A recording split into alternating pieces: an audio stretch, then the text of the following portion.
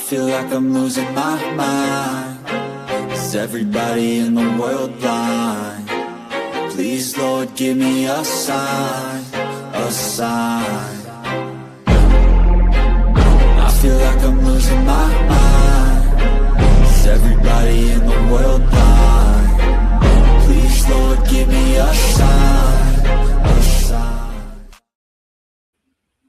Welcome to episode 12 of the Total Apex Media Sports Podcast. I am your host, Brandon Ellis, as Andrew was going to be on with us tonight, but just couldn't make it. But it's just us three. It's me and two of the fantasy writers we have on fantasy sports and bets, Shane Foley and Jordan Ramos.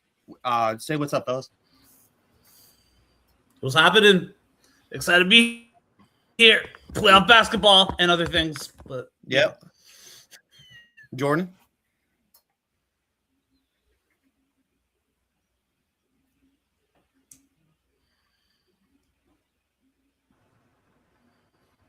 Is there a glitch in the Matrix? It might be a glitch. Might be a little bit of glitch in the Wi-Fi right now. Hello. Hello there. And people, don't worry. Brandon made this cut so he doesn't look like a homeless person in Virginia.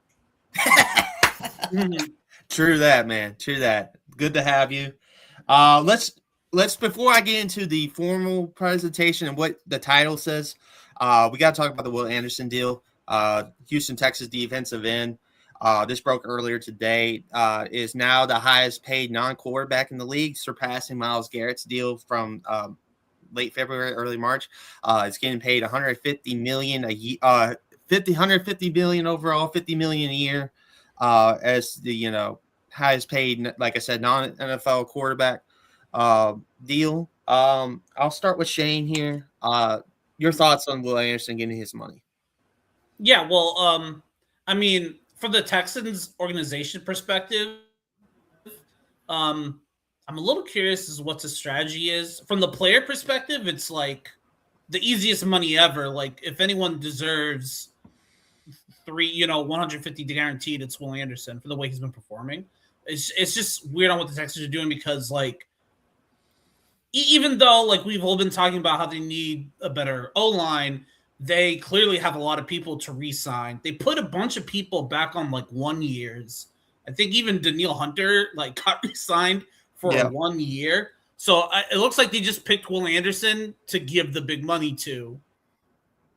So, yeah, it's warranted. But things might be tight cap space wise for the Houston Texans. So I'm not sure if they're able to do another big O-line signing. It might come down to the draft, and we'll get another young O-lineman in Houston. I'm not sure if that'll solve the issue, but that's what they're hoping.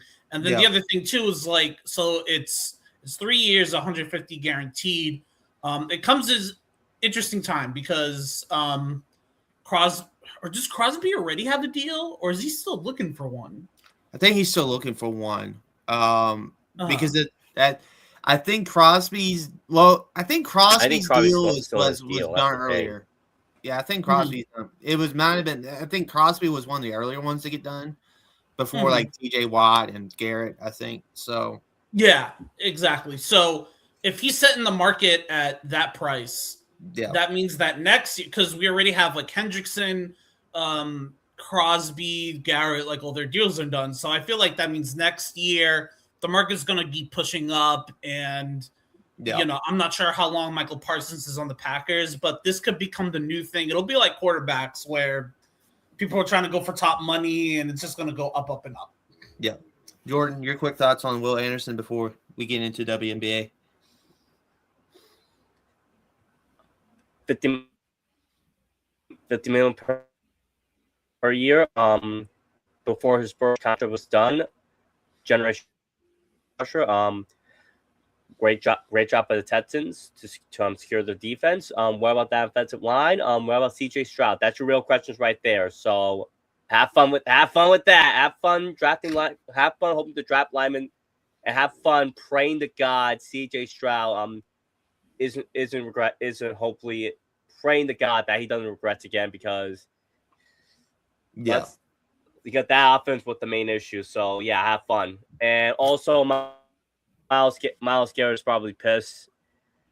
Along with Watt, they're probably like, yeah, we gotta get some new D soon, bro. Because and also some new defensive end, like there's a good plan for the Texans because like someone's like if Anderson was gonna get that deal, someone else was gonna do it, and he's gonna be like, yo, I'm better than this guy. He's getting $50 million per year. Get me 60. Yeah. So yeah, you gotta get ahead yeah. of the market. The thing. Yeah, I agree with you there, and I agree with what Shane said too. I think this deal is going to be the test for Houston to see if they want to make Stroud. You know, this is going to be a year to make Stroud that money, that extension.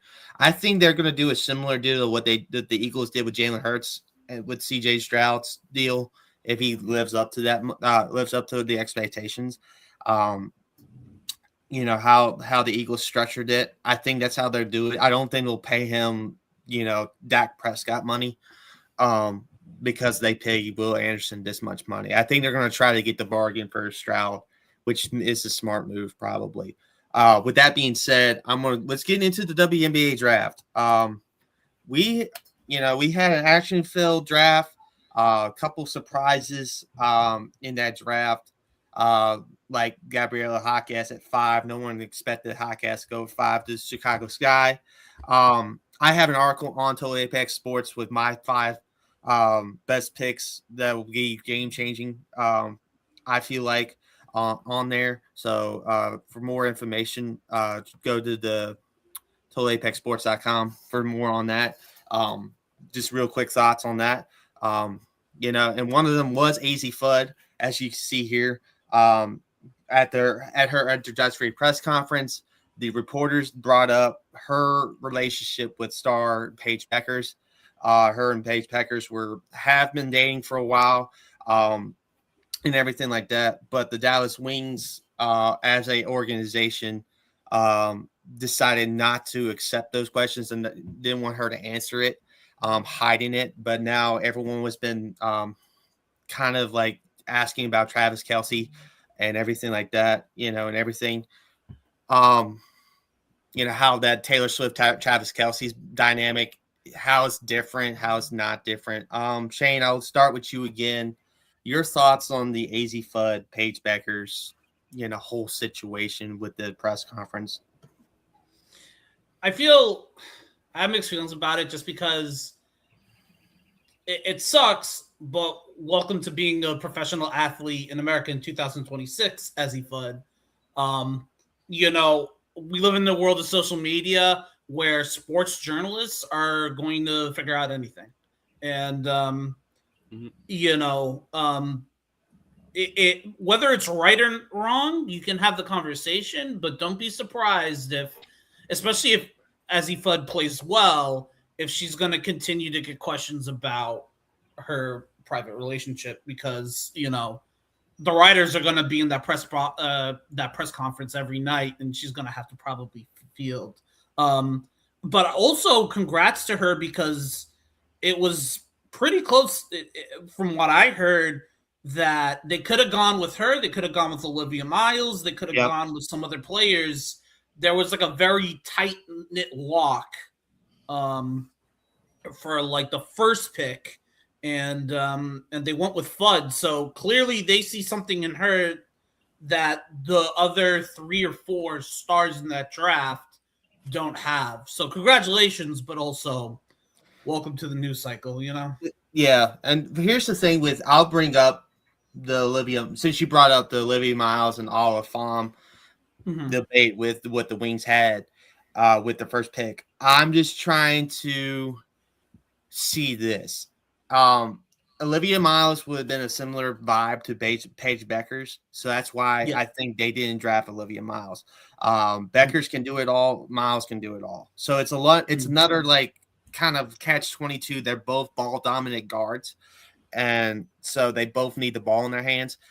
So that wasn't gonna. I don't think the fit would have worked for Dallas in that sense. So I think the pick was between Fudd and Pham at center. Now I get why Pham at center makes sense for the Wings in this perspective as well. because they didn't have a true big. They already had a kind of an off guard in Enrique Agubuwale as well, who's been their star, like their franchise for a long time. Now it's turning to Paige's franchise while Enrique's slowly becoming the Robin of that team. But Ace, they went with Fudd because she brings something to the table in sharpshooting. She's like a 40% career 3-point shooter at UConn. Especially these last couple of years, she's like 43-4% from the 3-point line. In UConn. Now the tournament withstanding, the Final Four withstanding, she had a struggle in the Final Four as much as the rest of UConn did. That whole game against South Carolina.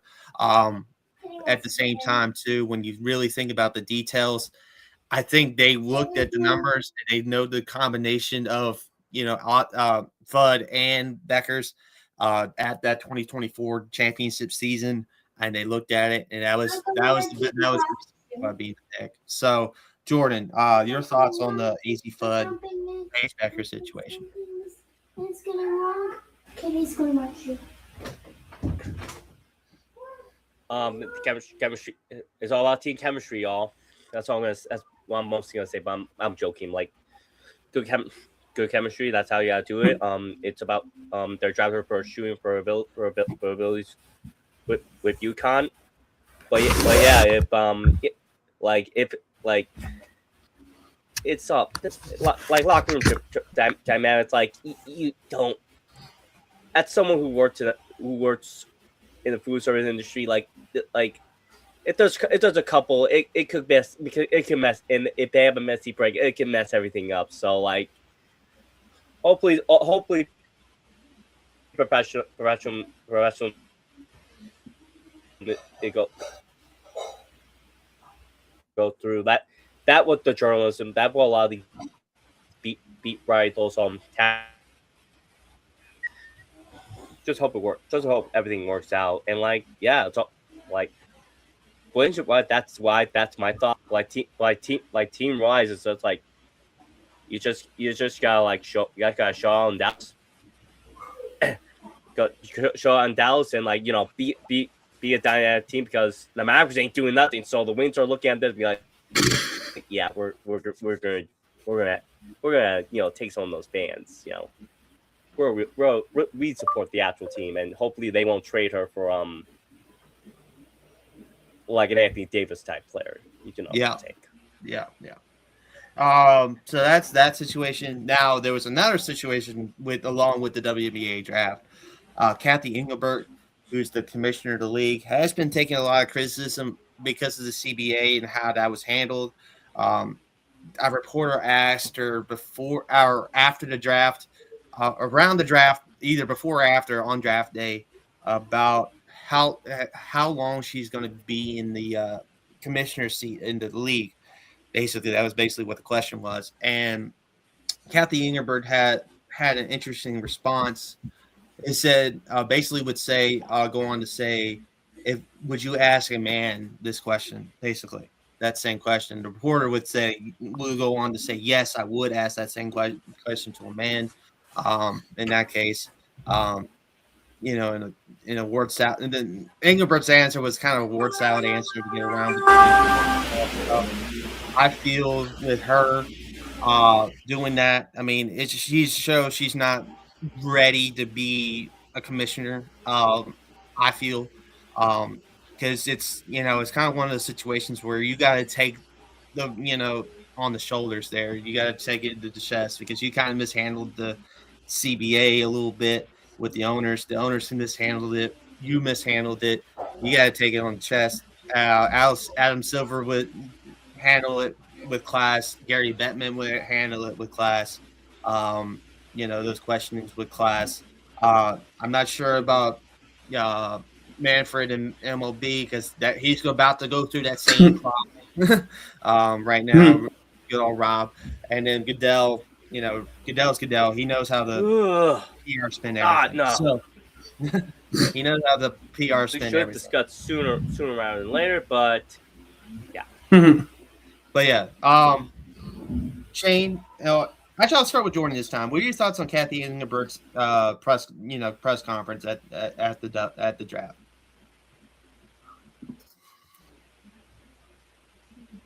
We're still saying like take your win to like shut up and like shut up. Jesus Christ, God, Yeah. like God, just shut up. Like there are moments where you're like you just need to put your mouth, you put your sock in your mouth and to a new CBA, and your players getting paid more than some UFC fighters. Like just take the wins. Shut up. Just take the win. Yeah, exactly. Shane, any other additional thoughts with the Kathy Engelbert situation? Well, I'm trying to think of all the other commissioners that I've seen leave a sport. Yeah. And I'm thinking about, Paul Tagliabue and David Stern.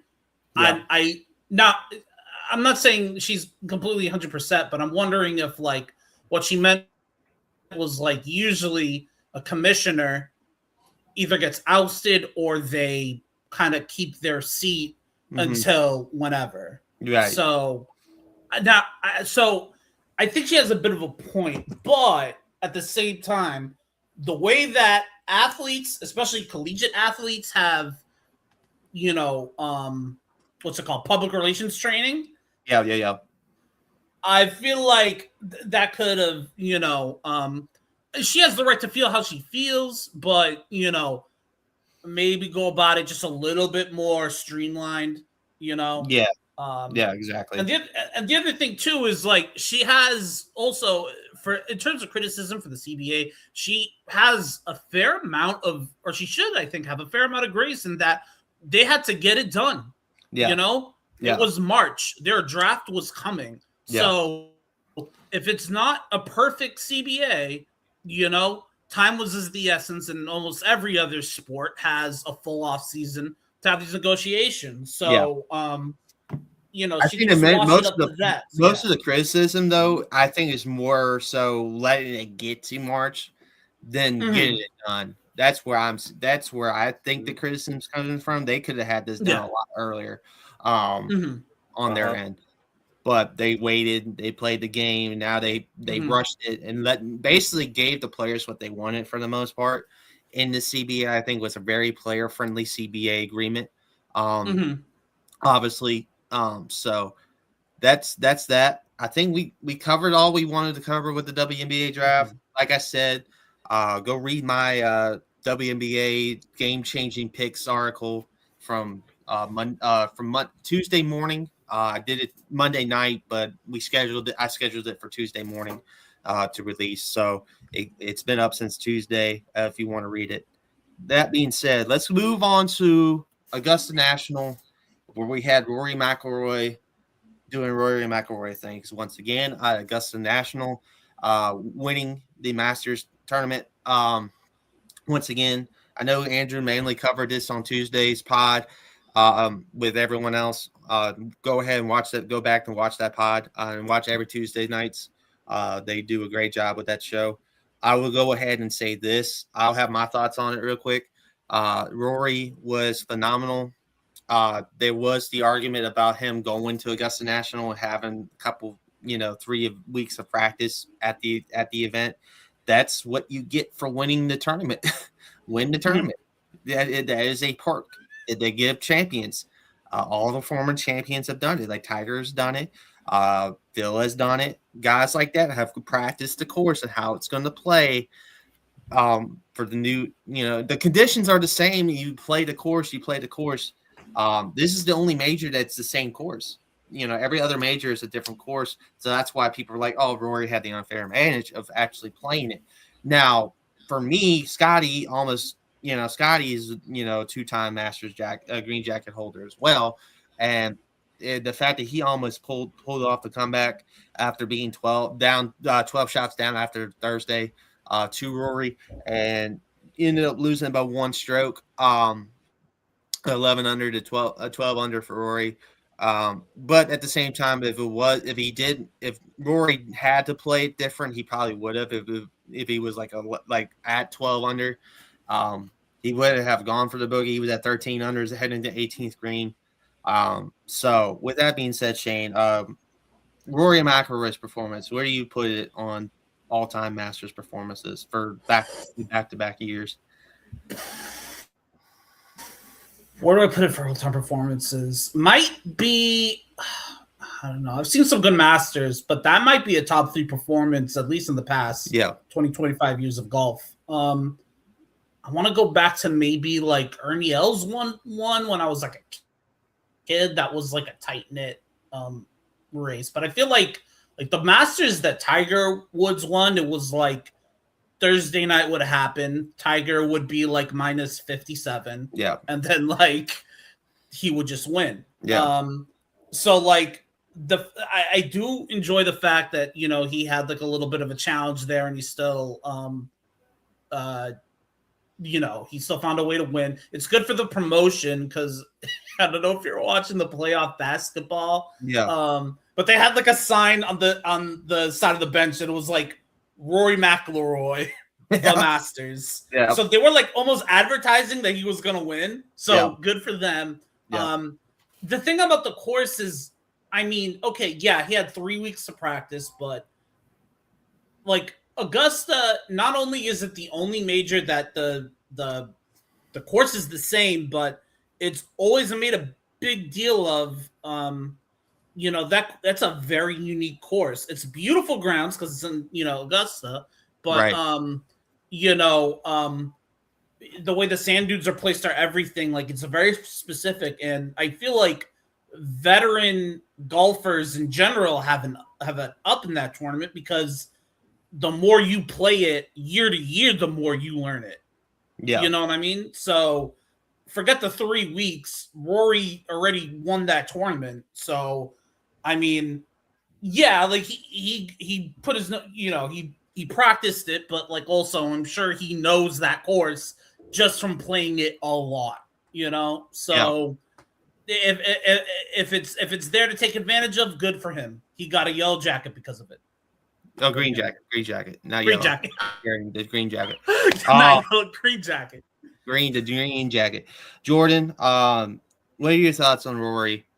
Real quick before we get to another chaos situation. Yeah. Dude's a beast. Been doing this for years. Like I'm not the big golf guy, but like I respect Rory doing what he did for years, and like yeah. He's still a beast. Like he's getting that green jacket. That's the bad thing now happened to Rory. Let's go. Yes. All right. With that being said, I think we have to get into one other thing that happened at Augusta National this week with Sergio Garcia's temper tantrum on the final round on the final Sunday. He was, you know, not in the contention. He is a former Masters champion, but he on the 17th pulled the drive left. Or no, was it either 17 or 18? It was on the back. It was like one of the later holes of his round. He pulls a shot left off the tee box, goes on to destroy the tee box with his golf club, and then goes on to break the driver onto like a post or something right by the driver's box. He did apologize. He regrets his actions. He said he didn't have an apology, but I think it's time for Sergio to just be retired from the game. I know champions have the right to come back, and it's champion's privilege. I don't think they'll ban him from Augusta National, but this should be a bannable offense for Sergio. He's had plenty of chances, and that's just my thoughts on it. I don't think Sergio should be on the Masters golf course or any golf course for that matter, just because the way he acts a lot of the time. That's just my opinion on it.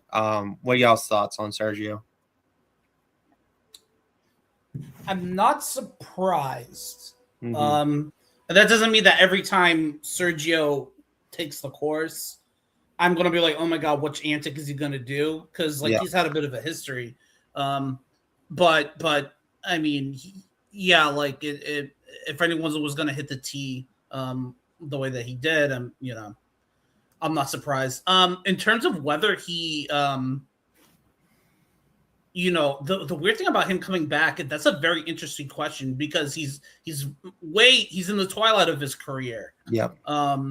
So like making the cut at the Masters, being able to compete with the Rorys of the world is like, I wonder if he even thinks that that's on the radar, or if he's just like, I'll go to play the course because I'm a former Masters champion. Exactly. He was in the cut. He was in the final. He made the final. It was the final round when this happened. So he was through on to the weekend, even though he was like a way distance back. He was like one of the morning tee shots on Sunday, I think. So, the time. So, but go on. I'll let you finish. Yeah. I guess also, but like the other thing too is like, I mean, while I agree, like it could be a bannable offense, and I feel like if a player of lesser stature or notoriety did that, it would probably have been a bannable offense. Yeah. I think that golfers have a different reputation in terms of like the athlete sort of attitudes among athletes in different sports. Because I mean, like, we don't really scoff if a hockey player gets in a fight, or you see a football player yelling at his own bench if someone misses a pass or whatever. But in PGA, you don't see these, emotional shows of displays of recklessness and whatever. Right.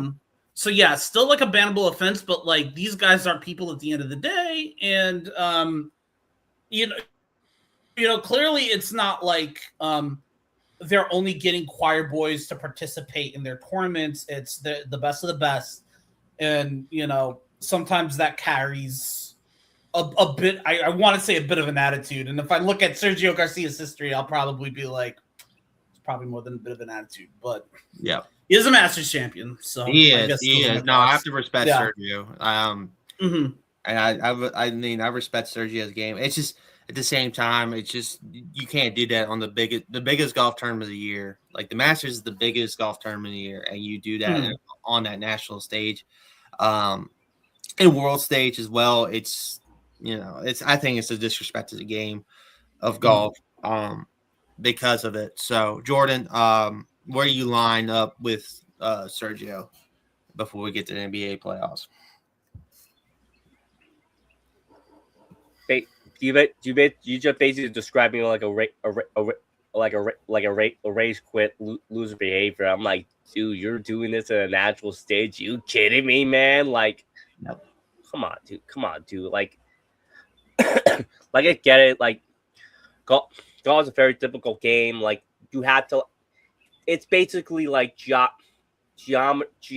mixed with math, mixed with like science, all this amazing stuff. And yet you're being eight, and like I get it, it can be an emotional game, but like, dude, come on. Yeah. Just exactly. Don't rage quit, man. Come on. Be better. Yep. I think we all in agreement. Sergio shouldn't have done what he did. I think he won't get banned, but I think he should. So with that being said, let's get into this NBA play-in playoffs, this year's NBA postseason landscape. Now we had 4 great games so far, with the Trailblazers and Sixers earning the 7 seeds in each respective conference, and we have the 8 seed play-ins tonight with the Warriors facing the Suns in the later half, and in the first half, I think it's about to tip right now, is Charlotte and Orlando. It's about to tip in a minute or so, or the next couple. 7:30. Yeah, 7:30. Yep, 7:30 tip off. Yeah. And yeah, these games were amazing, which shows you like how if the Bulls are in the play-ins, these games can actually be pretty good. Yeah. The Bulls were a crazy situation. Like all four of these games were really really close and competitive. Yes, which is what Sorry Adam about that, Silver man. designed. You're good, man. Hmm. It's like Adam Silver designed it to be. I love that Jordan gave his initial thoughts on it. Saying all 4 games were great because they are all 4 of them were great down to the wire. Is what they want. Had an overtime game in there too with the Miami Charlotte game. And the Sixers was a little bit of a cleaner, like down the wire. Like they ended up winning by a couple possessions in their game. Portland, props to Portland because their season has been turmoil since day one with the Chauncey Billups situation, and they could have. I think they could have. I had a friend tell me this. If Denny doesn't get hurt, they could have been out of the play-in. They could have been a 6 seed if Denny Alvia doesn't get hurt earlier in the year, and I agree with that. I agree with that point. So 100%. So that brings us to tonight. I think we're all 3 on Charlotte over Orlando. If Charlotte makes the 3, I think that's the case. I think all 3 of us are on Charlotte. I just don't like how Orlando's vibes are right now. I don't like how Orlando's vibes are. Paulo, it might be time for them to ship off Paulo and get rid of that. Stop the Paulo experiment. In general. And so, but I think Charlotte's the easy pick. The game that's going to be the tougher pick is the Suns Warriors because you never know what Steph Curry. You just saw it the other night; they were down 13, and Steph Curry basically, along with Al Horford, a couple other one of the best point guards I've ever seen in my lifetime. Exactly, pull off that comeback. Yeah. Good luck, Phoenix. But I think Phoenix has a legit shot to get the 8 seed. It don't matter in the grand scheme because the 8 seed's playing probably the best team, right? One of the best teams in the league, probably the best team in the last couple of years, the Oklahoma City Thunder in the first round of the playoffs. So, with that being said, Shane, your thoughts on tonight's 2 playing 8 seed games? Yeah, it's I agree with what you said. I'm like I can't tell you who I'd want to pick in Warriors versus Suns, but I'd bet a large amount of money that Charlotte will beat Orlando. Yeah. I'm looking at NBA.com right now, and it says that Curry is starting, and I think that is big because you don't want to go down early. Not that and I'm not even saying that because I think that Prudinski and Porzingis can't get it done. It's just because the Suns have been one of the better defensive teams all season. So if Curry were coming off the bench again, I would think there's like a solid chance that Phoenix would get an early lead and they might try to hold on to that throughout the game. Exactly. Now Curry's starting, and I don't think, as good as D-Book and Jalen Green have been, not really on the defensive side, Jalen Green, but I don't see a way that they have an answer for Steph Curry. Right. Any other player on the Warriors, I think the Suns are totally capable of defending well, but what do you do against a player? And it's not even that Curry had I don't know how many points straight last night.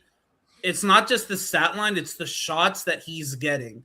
Yeah. He gets a couple in and he gets on a classic heat streak. Yes. And then it doesn't matter if you double him. He'll come off of his screen and there'll be this much room of daylight, and Curry will say, I'm going to sink a 3 based off of this much space. Yeah. And so honestly, I think if he does that tonight, the Warriors are looking good. It's also just because Dylan Brooks is coming off an injury, and I'm not sure if he is his old self yet. Yeah, I think that's an issue for Phoenix is Devin Booker because he struggled the other night against Portland. They struggled offensively overall as well as a team, especially down the stretch. Again, and great credit to Portland's defense as well. But I think that's more. I think it was a crazy thing because the game was in Phoenix, and you come out flat. And there's like tonight's game's also in Phoenix because they were the 7 and they get the benefit of having home court over Golden State. They choked. But we just saw yeah. So that's the thing with that. To preview the Hornets game a little bit more, Kneppel did struggle against Miami the other night, 0 for 6 from 3. He didn't play in overtime, and stuff like that. I think he has a big bounce back tonight. LaMelo shoots better tonight too, I think, than 2 for 13 or wherever it was from 3 in that game. It was big contributions from Kobe White and Miles Bridges in that game for the Hornets against Miami. We do have to point out too about the Bam situation. LaMelo's not suspended because of it, but he did get assessed a flagrant 2 after the fact kind of a foul. The NBA did review that and assess him a flagrant 2 foul for the trip on Bam Adebayo. Now Miami fans are going to be pleased with that because of the fact that they lost Bam and nothing happened to LaMelo. Oh yeah. So it's crazy to see that. But with that being said, let's get into some of these other series that have been solidified. First off, Raptors Cavs in the East 4-5.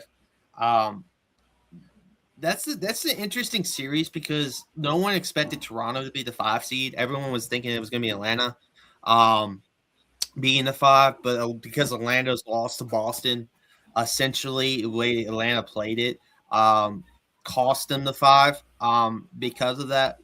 They were on Atlanta was on a hot streak. They would have had the 3-way tiebreaker if Orlando would have won that game against Boston and their backups. But instead, Toronto won. Atlanta lost, and Orlando lost, and Atlanta falls down to the 6 because of it, and Toronto gets this matchup against Cleveland. Now, for me, I won't give my pick probably give my pick series-wise on Monday's show. Monday's Pilot NBA podcast. Please tune into that. It's going to be a fun show, I think, with me and Jacob Perrine. Along with maybe David. We have a writer named David Dessa that hasn't been on a podcast yet, but he's been covering NBA, but I kind of want him on. Maybe Shane will be on there too. But we'll see. But mainly it'll be me and Jacob be the host of it. So I won't give my full prediction of who I think will win. I'll tell you who I'm leaning. I'm leaning Cavs, especially on tomorrow's game at 1:00. I'm leaning the Cavs in game 1. Jordan, what are your thoughts on the Raptors-Cavs series? Raptors won. Actually, it is very interesting. Raptors won all their matchups against the Cavs this season. Yep. That's gonna be very interesting to see the matchups going on in that series. I'm not a big believer of the Raptors. I think they're very sluggish, especially during the last couple of games against like real contenders. They beat the Heat a couple of times, but they lost against New York and like in the Celtics in April, and they lost this game against the Kings. But yeah. I think it'll be a fun match. It'll be a fun match. But rolling back to Charlotte, they look very dangerous. And when Kneppel wasn't really shooting that good, Kobe White saved them, along with a great defensive performance by Kremley. They're easily going to beat that Magic team, in which Paolo Banchero shot. Oh my god! I need to look at the stat again because he shot for 7 for 22. How much is he getting paid by Orlando? A good amount of money. It's about to be a $5 million. 51 million per year. Well, it's about to be a 51 million. Yeah. 51 million per year. Yeah. How reactive did you see one of your stars shoot 7 for 22 in a playoff game? Yeah, that's crazy. Yeah. That is crazy. That is crazy. He's getting run out of town, rolling back to Toronto and Cleveland. it's gonna depend on some matchup. It's gonna depend on health. Like it's gonna depend like not on Mitchell, but James Harden having. Is he gonna have? Is he gonna show up? That's the thing. Yeah. Is he actually gonna show up in a playoff series? That's the thing I'm worried about Evan Mobley. Those are my concerns. Yeah, I agree. Those are huge concerns, especially for the Cavs. Yeah. No, not the Raptors. Cavs. Yeah, especially for the Cavs. Yeah. Shane, quick thoughts on Raptors Cavs? All right. Well, I'll say my pick because I kind of will get in on that Monday podcast too. But I'll say this. Here's why I'm not worried about Harden in this series. I know the tendency has been him to miss a lot of shots in playoff matches. Yep. But he's on the Cavs, so guess what he can do if his shot is off? He can pass to Donovan Mitchell. He can pass to Evan Mobley. He can pass to Jared Allen. And I could go. It's like if you look at Cleveland's roster, it's like you have the big guys in Mobley and Allen, and then it's just like spot up shooters. Like I wouldn't want to leave Sam Merrill open from three. I wouldn't want to leave Max Strus open. So I would say that is probably what is going to give Toronto headaches. Defending it's not going to be like old James Harden where he's going to drive the lane and you just have to defend that. It's going to be you have to cover. Yeah, so I don't even know if they're even going to move like Scotty Barnes to defend because like we all know he can defend 1 through 5, but I don't know who you pick. Who you want to leave open? It's like that. So exactly. Yeah, it's going to be very difficult for Toronto to defend Cleveland in the series. So. Yeah, for sure. Leave open Jared Allen, baby. Leave Jared Allen open. Speaking of bigs and how they're going to get defended, the next series is probably the most intriguing on tomorrow's slate of the whole start. So it's all 3, 6, and 4, 5 series tomorrow, since those were already determined and they had to rest basically. So the Nuggets and T-Wolves is at 3:30 on Prime. The fact of the matter is the Timberwolves have had the Denver Nuggets' number in the last 2 postseasons because of how the Nuggets can't defend Ant Edwards. The Nuggets didn't really play a lot of their starters against San Antonio and they won the game against San Antonio. They didn't replay their starters against OKC either and won the game against OKC because OKC didn't play their starters. And that kind of hurt Denver because the Lakers needed, to have a better record than Denver to get the 3 seed.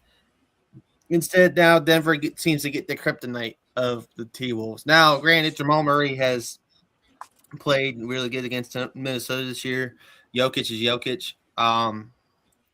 But for me, this is the most toss-up series out of the ones that are playing tomorrow. Like I said, I won't give my pick yet. I probably will lean right now Denver. Well, I might lean Minnesota just to see how if Ant is healthy, and he's fully back, I think I'll lean Minnesota. But like I said, I'll give my full prediction on Monday's show. How Monday's show is going to work, I'll lay this out real quick. I will have the bracket. I'll make a bracket. I'll have a bracket with the games results of tomorrow and Sunday, like whoever's leading in the bracket already, since they will be played, and we'll just talk about like the series after that. I guess that's how we're gonna work it with the games already being started. So that's how I'm thinking of. But Shane, go ahead and talk about Minnesota and Denver real quick. Yeah, I know like how you're feeling about like not wanting to pick that game because it almost feels like a toss-up. It's like, do you go with history or do you go with how Denver's been looking versus how, Minnesota's been looking into the end of the season? I know they had injuries, but Yeah, that's going to be a tough one. My favorite matchup whenever these two teams meet is Jokic and Gobert, because Gobert is one of the best defenders, Yeah. and yet Jokic will still drop like 25 on him. Yeah. If you watch like Inside the NBA, Shaq always says it, like Jokic just has his way with Gobert. He just, Yeah. Every I time. wonder if it's just because of style of play. Like I think that Gobert probably would prefer someone to just attack him in the low block the entire time, but Jokic doesn't do that. He shoots from outside, he shoots the mid range, he shoots the three. So that's probably why. So like you think of that, Long and way it's like, street well, by maybe Jokic, Denver baby. wins. Yeah. Exactly. And yeah, I would say also keep in mind, while they did beat the Spurs in that last game, I don't think the Spurs played any of their starters. It was honestly Denver won because they played Castle. Well, the Spurs played Castle, Fox, and Vassell, along with their main like bench rotation. They just didn't play Wemby. That Wemby was the only they didn't play Wemby in their last game. Now the Thunder, on the other hand, the Friday night game, the Thunder didn't play anybody. It was the Jared McCain, that kind of show for the OKC Thunder against Denver, and that's the more egregious one. If you wanted to avoid Minnesota, that they tried to lose that game by not playing their guys either. They tried to get they had to get Jokic to 65, so he was playing regardless in both of those games. Because they wanted to get Jokic's awards, being able to get the awards, option to get the awards and be in the MVP race. And it just in the Spurs game, how they handled it was that he just played the whole first half and they sat him the second half. But that's the problem was that is playing in the whole first half and getting those 20 minutes. They were up big because San Antonio struggled. So if you really wanted to avoid your nemesis in the postseason in Minnesota, that was not the best way of handling it, in my honest opinion. But at the same time, I understand why Denver did it. They wanted to have Jokic be able to get, an opportunity to win. He'll get first team. Jokic is going to get all first team. But I don't know if he'll get MVP. But that being said, Jordan, any other thoughts? Shane, I'm sorry. Do you have any other thoughts on the T-Wolves Nuggets as a whole? I would say the thing about Jokic too is they're already putting him in a tough position because that half that he played against San Antonio, I think he already had 23 and a double-double. So you can't be like, hey, Jokic, give me a triple-double, give me 30 points, and we're going to lose the game. It's not happening. I don't know. I think that it really depends on what version of Anthony Edwards we get. I just feel like if I make a prediction now that I'm like, okay, Ant-Man a little bit, shaky going into the end of the season. So if that continues, maybe he misses just enough shots that Denver can take advantage. But I feel like I'm going to say that, and then Ant-Man's going to drop 40. Yeah, I'm going to look. Ant-Man's going to be back to playoff Ant-Man, and he's going to cause a stir again. So. I think that the Western conferences, it's a thing that people like to bring up for a reason, and that it's because he goes it's like he's Super Saiyan in the regular season, and then he finds Super Saiyan 2 in the playoffs. It's like it's like another gear. So that's about as close to a pick Super Saiyan 3, baby. Yeah, exactly. Long hair Ant-Man. Long hair Ant-Man. Jordan, before we get to the Hawks, Knicks, and Rockets, Lakers, any thoughts on the T-Wolves Nuggets?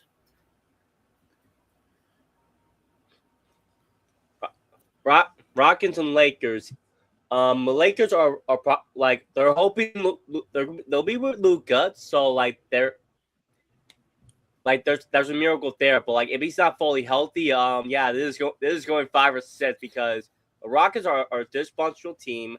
The KD fouls really is messing up more than they like to admit.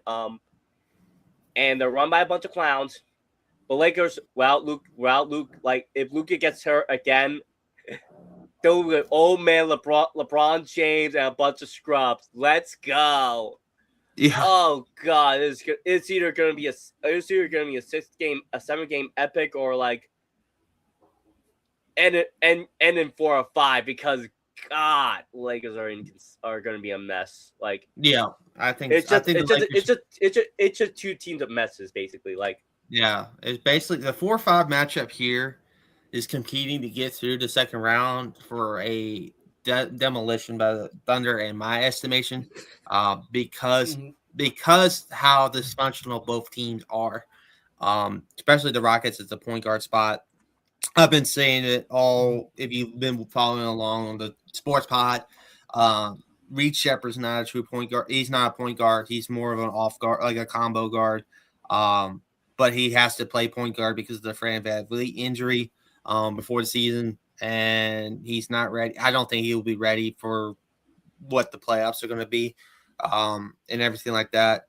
I do like the Rockets team. I like Ahmed Thompson. I do like how KD has played at times this year.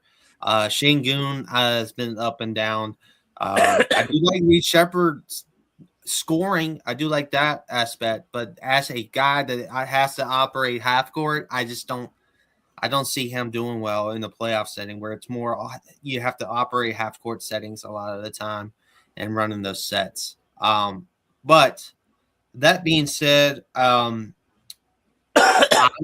that one's a pick 'em just because of how this fun. Like the Lakers, if the Lakers had Luka and Reeves, I would have been on the Lakers, to be honest with you, because of it, because of the point guard situation in Houston. I would have been on LA, but I just can't.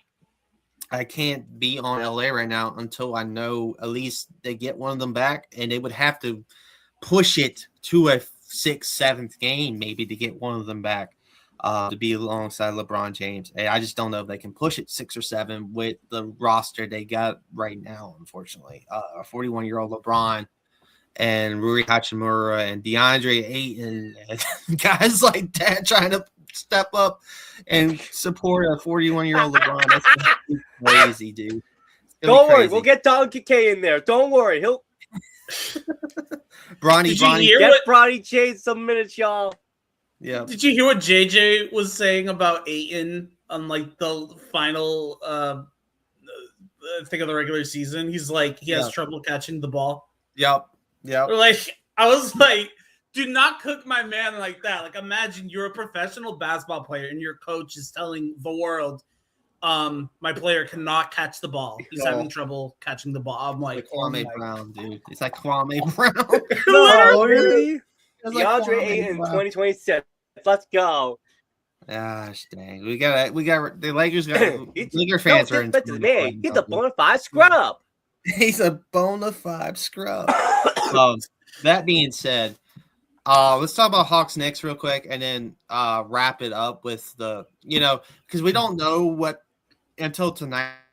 We don't know what the 1-2 seeds really look like. I mean, we know the 2 seed series, like with Boston and Philly and Portland and San Antonio.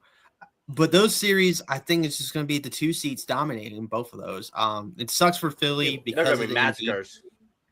I think with the Embiid situation, with the appendicitis, was an unfortunate case for Philly. Because if they had Embiid, I think I would give them a fighting shot to push Boston because of the Boston bigs not going to be able to defend Joel Embiid. But without Embiid, I think this is an easy landslide. Boston probably 4 or 5, kind of a series. And then same thing with San Antonio. If San Antonio is cooking all cylinders, that might be a sweep. It's a match. If they're cooking on all cylinders, that's a sweep. I hate to say that about the Trailblazers, and I like how gritty that team is. Especially if you watched that game against Phoenix the other night on Prime. They were very gritty. They got it done on the road, but if the Spurs defensively are just on another level, especially when Wemby down the post, and those 2 guards up top with Fox and Castle, probably the best perimeter the 2 of the best perimeter defenders in the league right now. And then, like I said, the 1-8s, we don't know yet. If it is Charlotte, Detroit, watch out, Detroit. I will say that. Mhm. Watch out, Detroit. That would be an upset alert kind of situation based on how Detroit's offense is looking, and everything like that. So I am going to throw it to Shane to cover Hawks Knicks real quick. Start that series, and then if he wants to talk about the 1-8s and the 2-7s real quick. So go ahead, Shane. Well, here's one thing I'll say about the 2-8s, and I say this with no like I'm taking my Boston sports fan out of myself when I say this. The 76ers season is done. And Yeah. I heard and it literally is because like Embiid's not playing. If Embiid was playing, I'd be worried. But now it's like we're gonna double max and we're gonna win. So Yeah. But I don't want to say what Stephen A said, like repeat, like, but he was right about the like we want Boston. Okay, you'll get Boston now. Have fun. Anyways, Hawks Knicks. The funny thing is that the Hawks, a lot of people were saying it's the team that you don't want to draw out of like the lower seeds because they've been playing the best right now. I still feel like the Knicks on paper should be winning the series just based off of what they can do defensively, what they have been doing defensively latter half of the season, and they shouldn't be having too many problems on the offensive side either. It's just the thing is that it feels to me watching them that either Brunson will have a good game or Cat will have a good game, and very rarely do they sort of like feed off of each other. It just doesn't happen like that. I feel like that has to stop in the playoffs going forward, whether it's Atlanta or whoever you draw in the second round. If you advance, like they both have to sort of be on point. And if there's a weakness that Atlanta has, they don't really have a big man that can like stop Cat. Right. I don't know if they'll shadow him with Jalen Johnson in the paint or whatever, but like even Jalen Johnson has, I think, a couple inches lower than Cat. So I know with the physicality too. So yeah, it should be a Knicks win, but I wouldn't be surprised at all if the Hawks pull it off. If I keep calling him but Nickeil Alexander-Walker. Yes. He's been playing his lights out, and it's like the thing that people don't talk about is it's like when he has these 30-point games, it's like no one else on the Hawks really has a bad game. It's like McCollum will drop 20, Jalen will have a double-double, Dyson Daniels will drop 15. So it's like Nickeil playing amazing in a setting where all of his teammates are eating too. So yeah, so I guess I say on paper Knicks probably win. Whether it'll actually happen, they would have to offensively be ready to drop 120 a night. I would have to say. Yeah. I agree with mostly everything you said, but I still like how the Hawks have played leading up to the last week. I do like how they played the last like 2 months, since the turn of the calendar. I do like how they've been playing since they since they let Jalen Johnson run the show after the Trae Young trade to Washington and getting Corey Kispert and CJ McCollum off that deal. I think the Hawks have won that deal so far, to be honest, because of how how Kispert and McCollum has impacted that team. So I think this series is an interesting series because a bigger guy like Jalen Johnson is probably going to be starting at point guard, and Jalen Brunson's going to have to deal with that bigger body a lot this series, and getting by, and especially Jalen Johnson's ability to defend the perimeter too, will be a tough matchup, I think, for Brunson. And if they do when they do sub in or Nickeil Alexander-Walker, That'll also be a tough assignment for Brunson to get by too, because that's another great perimeter defender. So I think Brunson's gonna have a longer series scoring wise. I don't think he's gonna be the same dominant Brunson that we saw last year to get to the Eastern Conference Finals. I think he'll struggle a little bit this Atlanta series just because the length they'll throw at him. It might have to be somebody like Mikal Bridges stepping up for a game or two, or the Cat stepping up a game or two to help get over the finish line. I think Brunson still got to have some vintage Brunson performances because he's that guy in the postseason. But I think it's going to be more of a struggle just because of the length that Atlanta presents. So that's where I'm at with that series. Jordan, quick thoughts on Hawks Knicks before we go. It's going to be a guaranteed 7-game series. You got the Knicks had to fit this chemistry between Cat and Brunson. If you can't get that sorted out, it's going to be I guarantee they're probably going to win this series because the Hawks have been sluggish in their last couple of games.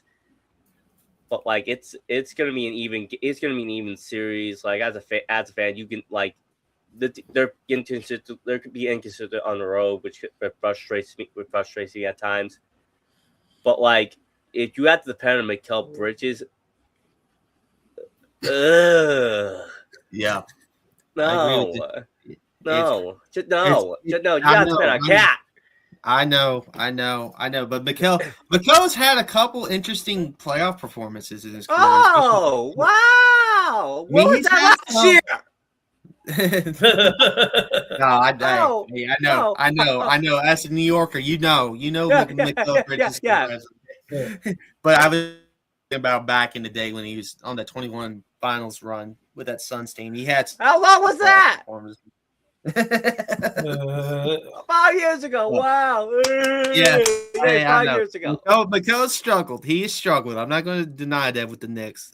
So I'm not going to deny it. He has struggled with the Knicks offensively. Defensively, he's still Mikal Bridges. But at the same time, they're going to have somebody step up. Yeah, I agree. Yeah. So they're going to have. It's that you have to depend on some of the bench players. Yeah. You have to depend on Sham. You have to depend on McBride. You have to depend on Hart and his rebounding game. That's what you need to depend on, especially with how Mike Brown's been mixing up his stars and such. Yeah, it's that exactly. You have to depend on OG and Mikel's per defense.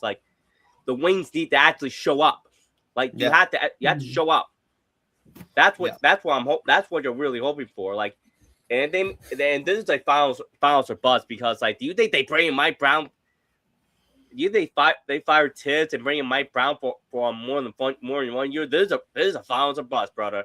You trade a 5 first-round pick for Bridges. That's the problem with the Knicks right now too. They got a tough draw to get to a finals.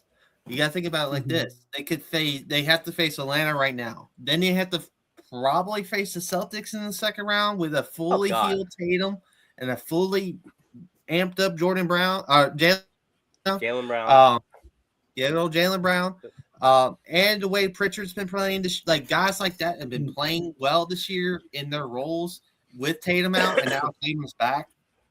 Slide. They've been the best team in the Eastern Conference, and if you get past that somehow, you have to either play Detroit or Cleveland in a conference final, and it's and in a potential conference final, and that's no slouch either. Yeah. So to beat Boston, it has to be really simple. Let them keep shooting threes. Yeah. Hope they miss them all. Yeah. And just get through their bad defense. That's it. Yeah. My favorite word in your analysis was hope. Hope. Yeah. How did they beat Boston? Hope. Hope. Not even that. Hope they miss. Just hope. Not even that. They are gonna miss. That's the thing. They'll shoot threes. Though. That's what I love and hate about them. But with that being said, I think we've arrived to that time this week, the end of the show. Jordan, I'm gonna start with you because you have a lot more socials to go over. So let's promote your socials, buddy. All right, it's the end of the show. You can catch my social media, JaceRound6898 at Twitter, Instagram, Blue Sky. You can also catch me on TikTok, JaceRound79. You also catch my writing, Toy at me, all that good stuff.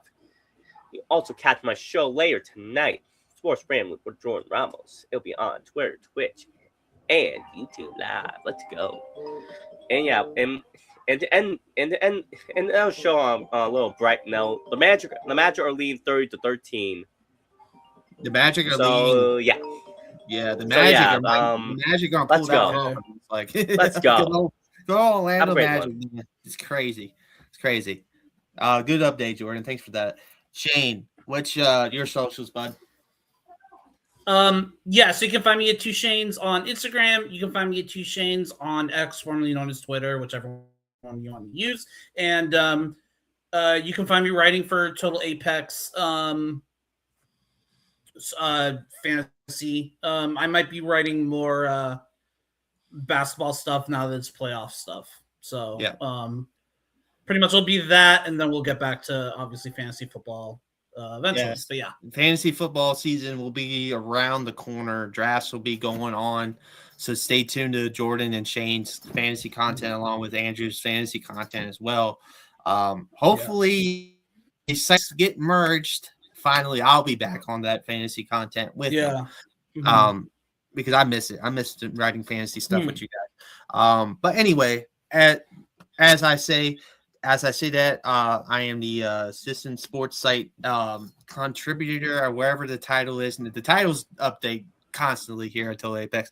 But I'm the assistant, also your main sports pod host, and everything like that, or one of your main sports pod hosts.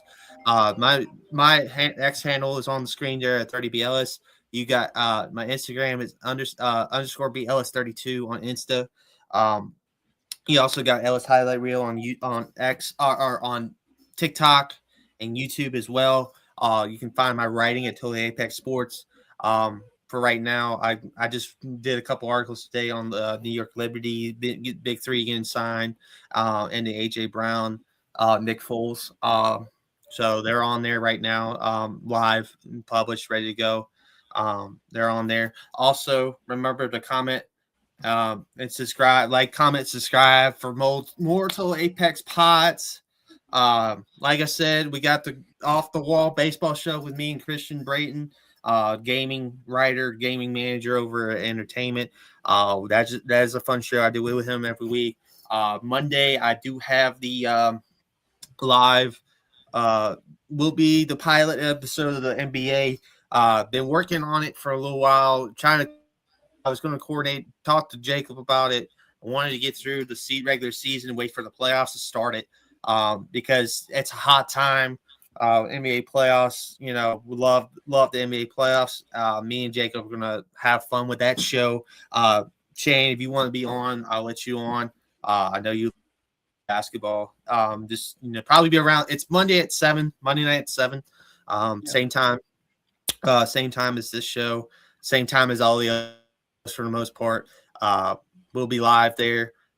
Maybe have a podcast debut, like all around podcast debut of a writer on sports that's covered a lot of NBA for us this year. Maybe not, but we'll see if he's available. Also, shout out to the gaming stuff. Molly's got a new job, so I don't know if they've been doing their podcast and everything like that. And everything. Congrats to Molly on that new job. I just want to say that. Also, the Tuesday main show with the Entertainment team of Corey, Michelle, Molly, Andrew, and myself, the Avengers, we call it. And other entertainment podcasts might be coming on down the pipe too soon. So stay tuned for that. And obviously, the wrestling show with Nick, Jerry, myself. This past week, we gave our WrestleMania 42 predictions. Also talked about Darby Allin, and it also ranked the best 5 taker matches, WrestleMania taker matches on that show. So it's up on the site on the YouTube right now. And yeah, next week's show, I will make the announcement here. Next week's sports podcast episode will be after the NFL draft ends on Saturday. We're just gonna wait for Saturday. would have done it on the Friday, but I'm going to be covering stuff for the sports site on Friday. So other people, and I just want to make sure we get the coverage out of the draft in written form before we do the pod. And I think it's mainly just going to be a reaction show to what happened over the course of the 3 days. So it'll be Saturday night, probably like 7:30 start time, everybody. So that's the plan for next week's sports pod.